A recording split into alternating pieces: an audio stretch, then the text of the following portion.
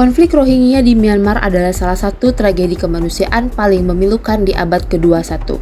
Etnis Rohingya yang mayoritas Muslim telah tinggal di wilayah Rakhine selama beberapa generasi. Namun, mereka menghadapi diskriminasi sistematis dan dianggap sebagai imigran ilegal oleh pemerintah Myanmar. Krisis ini memuncak pada tahun 2017 ketika operasi militer Myanmar memaksa lebih dari 700.000 orang Rohingya mengungsi ke Bangladesh. Kampanye militer ini mengakibatkan ribuan korban jiwa, pembakaran desa, dan pengungsian massal. Dunia internasional menyebut tindakan ini sebagai genosida. Konflik internal antara etnis Rohingya ini telah menarik perhatian masyarakat internasional, termasuk organisasi internasional.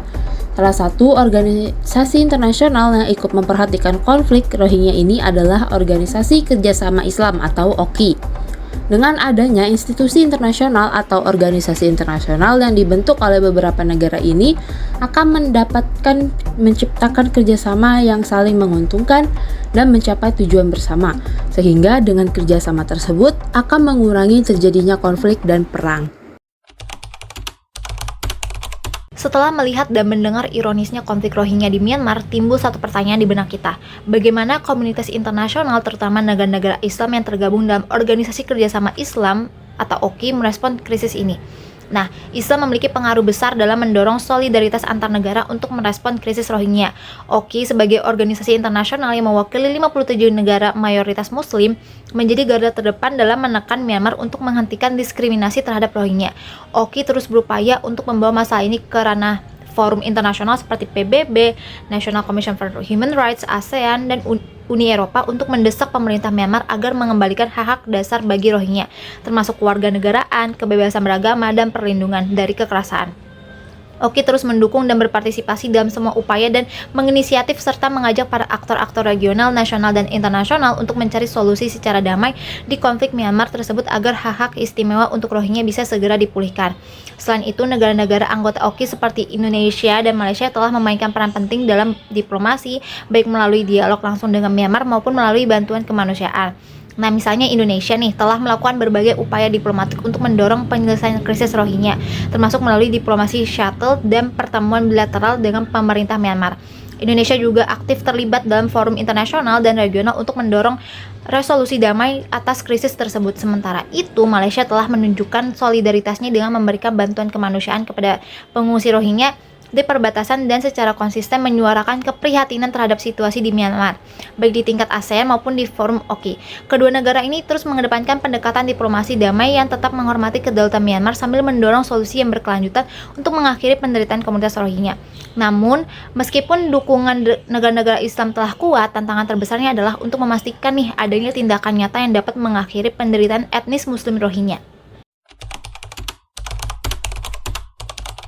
Krisis Rohingya juga memengaruhi kebijakan politik luar negeri Myanmar. Pemerintah Myanmar menolak intervensi internasional dengan alasan kedaulatan negara. Mereka mengeklaim bahwa isu Rohingya adalah urusan domestik dan menolak mengakui kelompok ini sebagai warga negara. Namun, tekanan dari OKI dan komunitas internasional telah mengubah dinamika ini. Beberapa negara anggota OKI mendesak Myanmar melalui diplomasi bilateral dan multilateral seperti yang dilakukan Indonesia melalui pendekatan diplomasi senyap. Prinsip ASEAN Way yang menekankan non-intervensi juga menjadi tantangan bagi negara-negara Asia Tenggara untuk memberikan tekanan lebih besar kepada Myanmar. Namun peran aktif OKI menunjukkan bagaimana solidaritas Islam dapat memengaruhi kebijakan luar negeri negara-negara di kawasan ini. Nah, menjawab pertanyaan penting, bagaimana OKI dapat meningkatkan efektivitas diplomasi untuk melindungi hak-hak Rohingya? Strategi pertama adalah memperkuat solidaritas internal antar negara anggota OKI untuk memastikan suara yang lebih konsisten di forum internasional, terutama di PBB.